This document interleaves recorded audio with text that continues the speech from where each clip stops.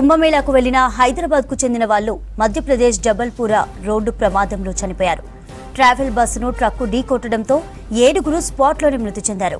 మరో 2 పరిస్థితి విషమంగా ఉంది. గాయపడ్డ శ్రీరామ్, నవీన్ చారి చికిత్స పొందుతున్నారు. మృతులంతా నాచారం వాసులుగా గుర్తించారు. ట్రక్ అదుపు తప్పడం వల్లే ప్రమాదం జరిగిందని జబల్పూర్ ఏఎస్పీ సూర్యకాంత్ శర్మ తెలిపారు. एक टेम्पो ट्रेवलर जो थी वो प्रयागराज से जब ये लोग आपस आंध्र प्रदेश तेलंगाना के रहने वाले थे, वापस लौट रहे थे और जबलपुर से कटनी की ओर एक ट्रक आ रही थी। थाना सिहोरा का ये मोहला बरगी ग्राम का ये नहर का इलाका है, जहाँ पर जो ट्रक है वो अनियंत्रित होकर दूसरे साइड के रोड पे चली गई और वहाँ पर टेम्पो ट्रक्स वाले को समझ ही नहीं आया और वो बहुत तेज़ी से भिड़ गया, जिसमें पूरा टेम्पो ट्रेवलर में बैठे हुए 7 लोग जो अंदर थे उनकी मृत्यु हो गई। 2 और थे वो घायल हुए, जिनको मेडिकल रिफर किया गया है। ये पूरी घटना अनफॉर्चुनेट रूप से हुई है कि जो ट्रक अनियंत्रित होकर दूसरे लेन पे चले जाने से दुर्घटना होना प्रतीत हो रहा है। ट्रक में कुछ मार्बल का पाउडर था, कुछ HNG कुछ पाउडर है, वो सवार था। उसको भी ग्रामीणों की मदद से हमने उन बोरियों को अलग कराया, फिर क्रेन की मदद से ट्रक को अलग किया, फिर टेम्पो ट्रेवलर में जो फंसे हुए लोगों हैं उनको रेस्क्यू करके बाहर निकाला, घायलों को भिजवाया और जो मृत लोग हैं उनको ससम्मान अस्पताल पहुंचाया गया है।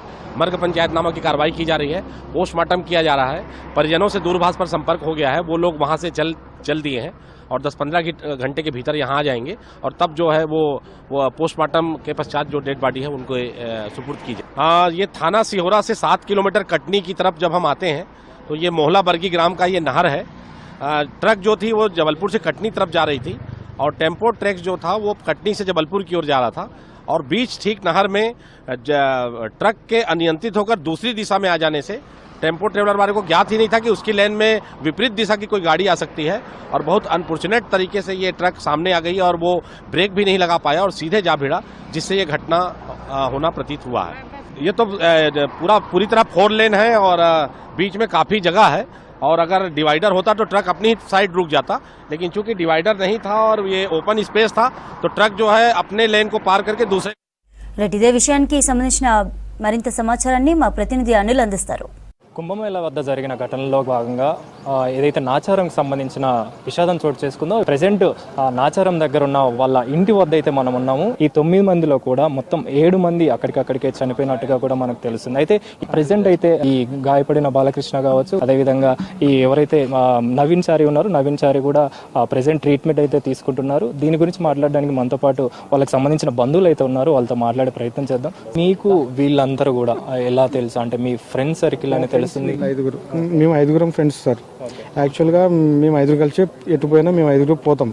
ఈసారి ఎందుకో నాకు వీలు పడదన్న, కొంచెం నేను వేరే బిజినెస్ ఉంది నాకు, నేను ఈసారి రాను, మీరు పోయిరండి అని చెప్పిన తర్వాత మన 4 పోతే మళ్ళీ పోలేము, ఇంకా 4 కలుపుకొని ట్రావెల్ బుక్ చేసుకొని 12 సీటర్ బుక్ చేసుకొని వెళ్ళిపోదామని బుక్ చేసుకున్నారు. వెళ్ళిపోయారు. సాటర్డే 2 గంటలకు స్టార్ట్ అయ్యారు. ఇట్లా అవుతుందని నేను అనుకోలేదు యాక్చువల్గా. చనిపోయిన వారికి సంబంధించి కావచ్చు, అంటే బాలకృష్ణ గారు కూడా ప్రెసెంట్ అయితే ఐసీయూలో ఉన్నారని చెప్పేసి తెలుస్తుంది.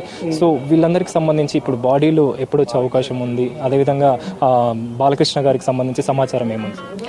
బాలకృష్ణ గారు ఐసీయూలో అంటే చెస్ట్ కొంచెం ఇంజ్యూర్ అయింది, తనకు బ్లీడ్ అవుతుంది, ట్రీట్మెంట్ నడుస్తుంది. ఆయన కాల్ ఫ్రాక్చర్ అయింది నవీన్ అతనికి. మిగతా వాళ్ళు చనిపోయిన అనేది ఫొటోస్ వచ్చేసినాయి, ఆడ ప్రాసెస్ నడుస్తుంది. అది ఏమైతే రేపు మార్నింగ్ వస్తుందని చెప్పారు. డెడ్ బాడీస్ ఘటన విషయానికి వస్తే అసలు ఎలా జరిగిందని చెప్పేసి పోలీసులు ఏమైనా మీకు చెప్పడం జరిగింది? అంటే ఏ విధంగా ఇన్సిడెంట్ జరిగింది? తిరిగా చెప్తున్నారు, అక్కడ మీడియా తిరిగా చెప్తున్నారు. నాకు చెప్పింది అక్కడ లైవ్లో చూసిన వాళ్ళు ఏం చెప్పారు అంటే, ఒక టిప్పర్ కొట్టిందన్న, టిప్పర్ కొట్టి ముందు పోయి అటు సైడు డివైడర్ దాటి వెళ్ళిపోయింది, అటు నుంచి వచ్చే లారీ కొట్టిందని ఒకరు చెప్పారు.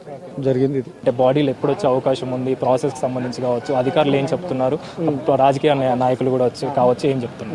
వీళ్ళ వంతుగా వీళ్ళు చేస్తున్నారు. వీళ్ళు ఇక్కడ ఎమ్మెల్యే గారితో ఫోన్ చేయించినాం అక్కడికి, ఎంపీ గారు త్రూ అక్కడ పోలీస్ వాళ్ళతోటి అక్కడ లోకల్ కలెక్టర్ గారితో మాట్లాడుతూ ప్రాసెస్ అయితే నడుస్తుంది. అది అయిపోతుంది. రేపు 7 కల్లా హ్యాండ్ ఓవర్ చేస్తాం. ఒక అతను వస్తారు కదా, వాళ్ళతో పాటు వస్తామని చెప్పారు.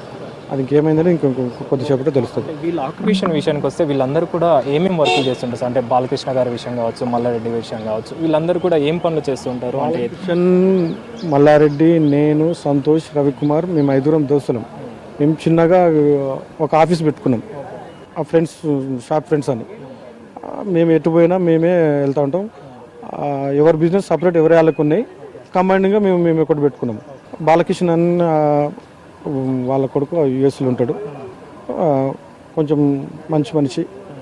ఇది ఏదున్నా ఆయన ఇది మాకు ఒక పెద్ద దిక్కు లెక్క మా నలుగురికి. ప్రెసిడెంట్ మల్లారెడ్డి అన్న.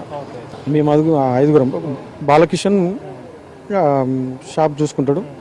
సంతోష్ వచ్చేసి గోల్డ్ షాపు. రవి వచ్చేసి మెడికల్ షాపు.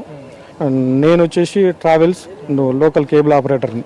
చనిపోయిన వాళ్ళు మన సంతోష్, రవికుమార్, మల్లారెడ్డి అన్న. సంతోష్కి 2 బాబులు. ఆ మధ్యన వాళ్ళ వైఫ్ చనిపోయింది.